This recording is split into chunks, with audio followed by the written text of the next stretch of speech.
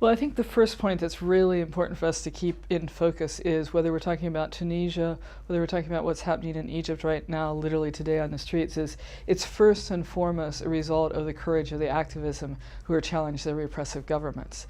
That being said, we are seeing a role of social media, I believe, in two ways in cases like this. There is some element of organizing that appears to be going on through, for instance, Facebook or comparable sites. And I think even more importantly, what we're really seeing is solidarity with the activists. And particularly around Tunisia, you saw the postings from people in Egypt and Yemen and Algeria basically saying, yes, we're with you. And I think that particularly that regional solidarity did play a role, particularly when there's that point that you don't know whether the police are going to come in and just kill everyone. And that solidarity, I think, was really important.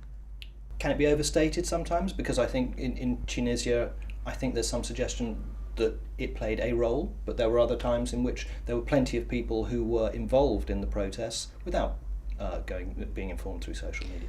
Oh, it absolutely can be overstated. For instance, the young man who burned himself to death, who was the one who, in some ways, it was his death that sparked the protest, wasn't on Facebook, wasn't reading WikiLeaks. This is not about that. It is about the courage of activists who said enough is enough. Then, as much as possible, and it depends to a certain extent on how many people have access to the sites. And we know the Tunisian government tried to shut down sites, tried to absolutely censor access to the internet and what was going on, and actually tried to unregister the accounts of people who were using their email accounts or their membership on something like Facebook. So it absolutely can be overstated, but it is a factor. How are organisations specifically who may be interested in organising protests or demonstrations, how are they tending to use social media? Well, it's interesting. I think there's two different levels. There's organizations like Amnesty International where we try to get our members, keep them informed of things, ask them to participate in actions using, of course, our own websites and such. And then you have Avaz and other organizations that are really global in reach, where we're saying, if you're an activist who cares about this set of issues, come and join us. But it's a sort of diffuse solidarity. And I think what is interesting is when the actions are in a very specific location, challenging a very specific repressive government by the people living under that government's repression, where it's been particularly interesting, because then the need to know, where are you gathering? You know, what is the police presence? What are the security risks? Becomes critical. And again, some people are going to have access to it, some people not. And are you seeing regional differences? If we look at the world, are there particular regions where it's working more effectively and particular regions where it's not?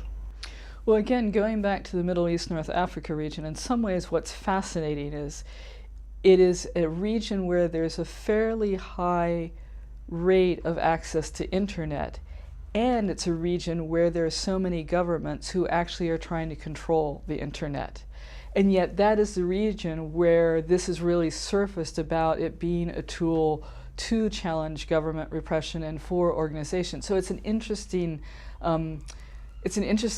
contrast that that's where it's happening. There are other places where we're just not seeing people have that, the percent of people in a country just simply not having that degree of access. So for instance, in parts of sub-Saharan Africa, where people don't have electricity, let alone access to a computer, we're not seeing it at that level that we're seeing in some other regions.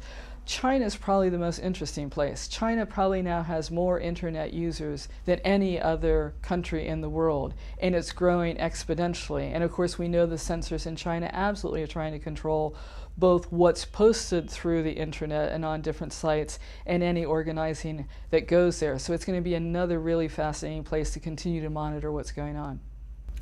Is this another case where the poor are disenfranchised? You mentioned that they may not have access to computers or electricity or whatever, and yet in a lot of cases the poor are the people who have most reason to be concerned about the violations of their human rights.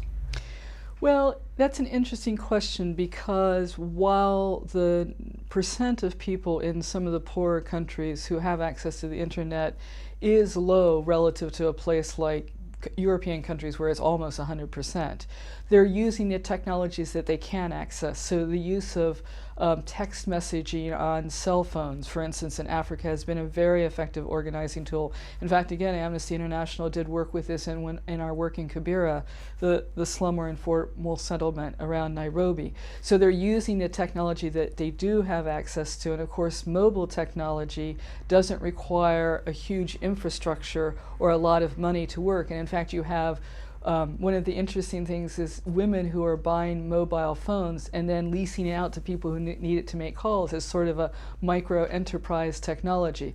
So again, it is growing, and I think we'll continue to see it grow. But yes, there is a difference. But the interesting thing is how you see poor communities seizing whatever technology is available to them. Is this something different? Is this a new way of doing things, do you think? Well, it's interesting because, of course, we've been talking about, how interesting it is to watch this develop. But when you think about it, the first printing press really revolutionized information, access to information, the ability to disseminate it.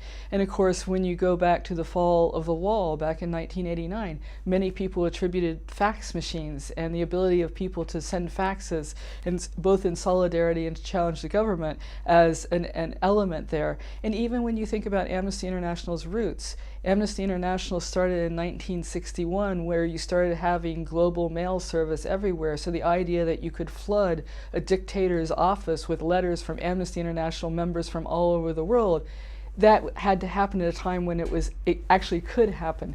And so this is just another generation, very different in some ways, and yet it's about seeing technology not as deterministic. There's nothing inherently pro-human rights about the technology that we're seeing. It can be used to repress equally, but it is a tool for us, and it's a tool that we need to learn to use as intelligently and securely as possible.